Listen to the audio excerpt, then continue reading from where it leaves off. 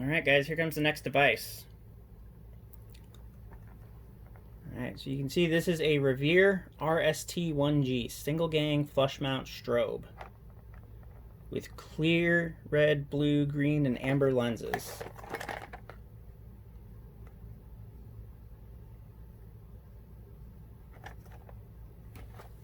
So let's see what all's in this. There's actually a lot of stuff in here. So here's your instruction sheet. We'll get to that in a minute. There's a plate. There are 5 little lens covers. White, amber, green, blue, and red. Mounting hardware, and then there's the strobe itself. It's a dinky little strobe. It almost actually has the look of a modified system sensor multi-alert strobe. The 88 series ones, anyway. It's very, very weird looking.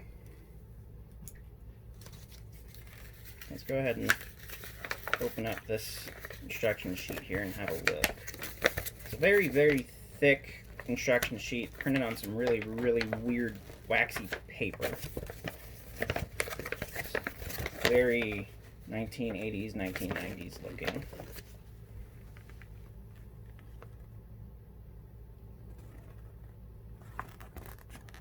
Alright, so specs at a glance here. It operates on 12 volt DC, so that means this is a security system strobe. But it does have a US patent and international patents as well, and it's also, well, at the time it was pending for UL approval for fire alarm and general signaling use, but I believe that it was approved for that. So 12 volts DC, draws 125 milliamps of current. Candle power is 100,000. Candela rating would put it at about, I want to say between 20 and 30. Material is a UL94 flame retardant plastic. And yeah, it's a weird little device. So, it doesn't actually mention too much about assembly of this unit, other than kind of very brief. It doesn't give you any pictures, but to assemble it, you have your strobe here. You make sure it's wired up in some fashion. I'm actually just kidding. You don't really have to do that yet, but you pop the strobe in the little plate here. You can see the plate doesn't actually secure the strobe at all, because these lenses actually do that job. So you select whatever lens you want to use. Let's say you want to use the clear one. And then you pry it onto the unit itself. And you're supposed to get it so that the lens would be flush with this little hump here, so that the strobe would be tightly secured in there. If I was to do that, it would be dang near impossible to get this thing off. As you saw, I kind of struggled with it there too. So you would do that, and then you could switch out the lenses at any time if you wanted to. I'll actually take a look at one of the lenses here. This is the blue one. You see you have the little curvature there that's supposed to meet up with that part of the plate. And on the other side, it's straight. It's just flat.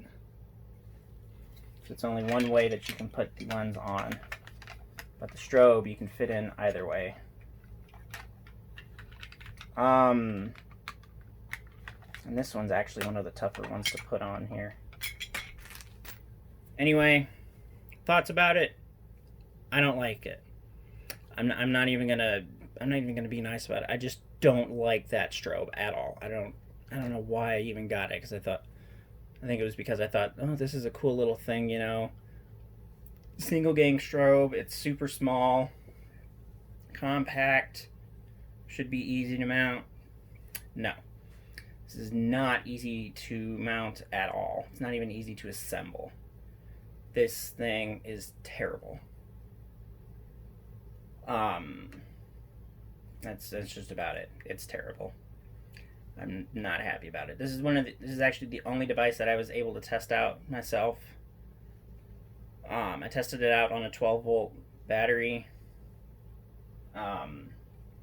It's not very bright at all. As we know, most security system strobes aren't very bright. As is, this one is definitely far from. I think my Edwards 892-6B horn strobe is actually a little bit brighter than this thing. This thing's just terrible. It sucks. And yeah, that's about it. I'm not going to give it any more screen time than what it deserves, so we will move on to the next device now.